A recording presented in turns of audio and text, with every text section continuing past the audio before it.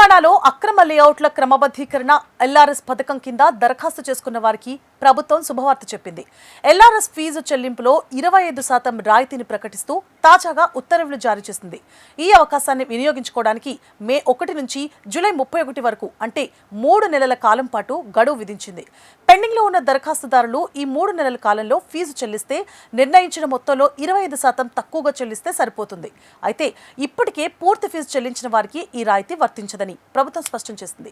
ఇక HMDA GHMC పరిధిలో లక్షలాది దరఖాస్తులు పెండింగ్ లో ఉన్న నేపథ్యంలో ఈ నిర్ణయం తీసుకున్నారు.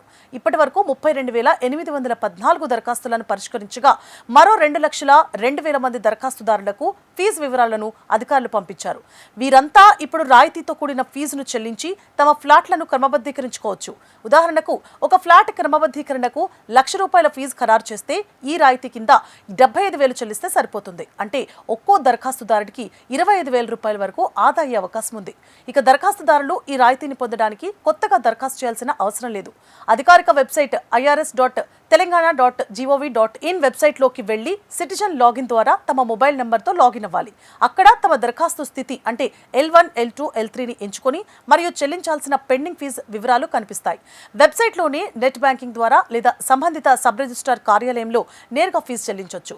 ఫీజు చెల్లించే సమయంలో 25% రాయితీ ఆటోమేటిక్గా వర్తిస్తుంది. చెల్లింపు పూర్తయ్యాక అవసరమైన పత్రాలను సమర్పించాల్సి ఉంటుంది. ఈ రాయితీ కేవలం అర్హులైన దరఖాస్తుదారులకు మాత్రమే వర్తిస్తుంది.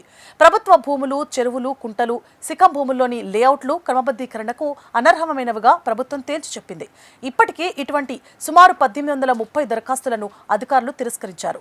ఫీజు చెల్లింపులో ఏవైనా సాంకేతిక సమస్యలు ఎదురైతే హెచ్ఎండిఏ లేదా జీహెచ్ఎంసీ కార్యాలయాల్లోని ఎల్ఆర్ఎస్ విభాగాలను సంప్రదించాలని అధికారులు సూచించారు.